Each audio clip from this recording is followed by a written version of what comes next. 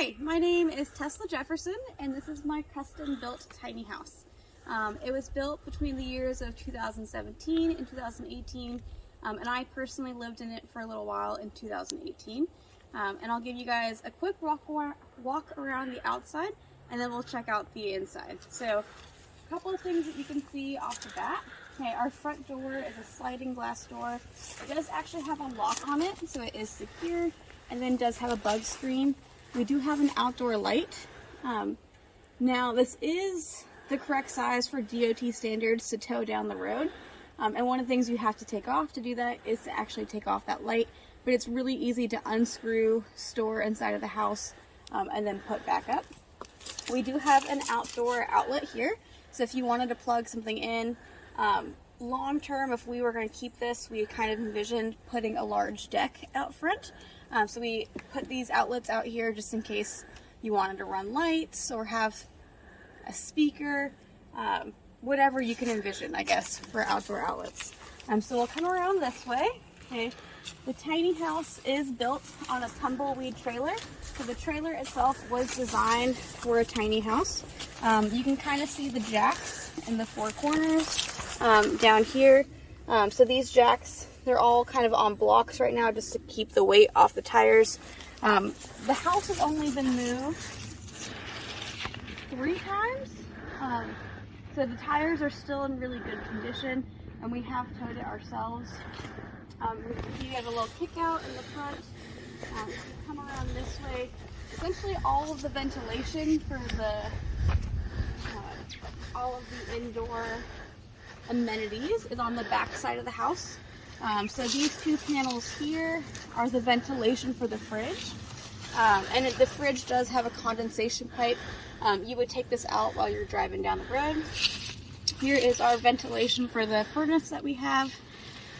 Water intake here. So there is a 35-gallon water tank that you can fill from this spot.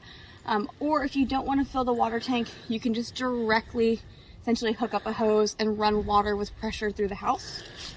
We do have a 2-tank system set up with a splitter, and it's really efficient for how it uses the propane. I'll show you all the appliances that use propane on the inside, and then this is the vent for the compostable toilet on the inside. All of the siding is CertainTeed vinyl siding. So even our siding that kind of looks like cedar shake is vinyl. So theoretically, it should really never have to be replaced. Maybe pressure washed every now and then, but it is LEED certified. So it is considered a sustainable siding. You'll notice there is one funny looking pipe right there, kind of in the middle. That's the ventilation for our on-demand hot water heater. We don't have it hooked up right now, so there's actually a larger pipe that attaches, and there's an eyelet on the fascia that we kind of hook everything into, and that's for the hot water heater. Now it is road legal again, so we do have brake lights and a tag. So if you were to purchase the tiny house, we would transfer the tag over to your name, and you could tow it wherever your heart desires. Okay? So we're made it back around to the front, and we'll check out the inside.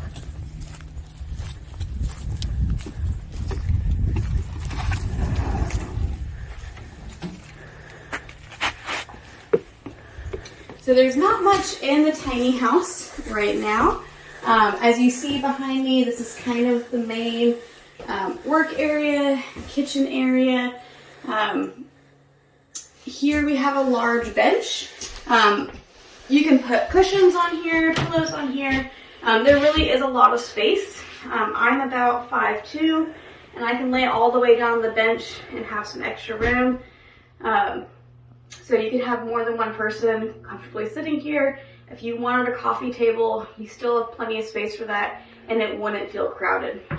At the very front of the tiny house, there is a desk area. So when we built the tiny house, I was actively in grad school, and the desk was really important to me.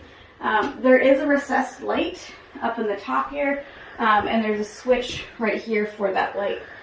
This outlet also has a USB outlet, so if you just want to plug your phone in and not have a really cluttered outlet. We have a couple different USB outlets around the tiny house. So back this way, okay, we have tons of cabinet space. Lots and lots of cabinet space. This was the main pantry area. We still use the tiny house for camping and kind of for family gatherings, so there's still some stuff in here, as you can see. All of these drawers on this side, the top drawers all slide out, and there's plenty of space. This folder here is all of the user manuals for essentially all of the appliances in the tiny house. So we've kind of kept up with everything nice and neat, and tons of storage space. All of these cabinets were custom built for the tiny house. You could fit lots of dishes. Honestly, if you're into the tiny living style, you know, you don't really need a lot of dishes, but there's tons of space if you have camping gear, work gear, clothes, whatever you can kind of imagine. One of my favorite parts of the tiny house are these countertops. So we have 2 live edge slabs. They're both made out of sycamore, so it's a really hard, sturdy wood, so they're not going to bend or warp. And they just have this beautiful live edge detail. And the colors and the wood grain, there's some greens, there's some oranges. I don't know if you can see it as well in the video, but they're really just quite beautiful in my humble opinion. Now I'm under the loft, and like I said earlier, I'm about 5'2". If I remember correctly, the loft is about 6 feet tall. My husband's 5'11", and he still fits under here fairly comfortably. He doesn't bump his head on anything unless he was gonna like jump up and down. For the fridge, we did go with an RV fridge. So it is a Dometic. Okay, there's plenty of space if you're cooking for 2 people. There's nice storage shelves on the side. You could fit a gallon of milk in there, some juice, okay, and then there is a freezer up top. This fridge runs off of propane or off of electric.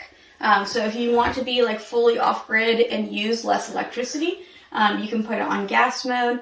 If it's on auto, it's going to use essentially electric or gas depending on whatever it thinks is most efficient at that time, which is a pretty nice feature.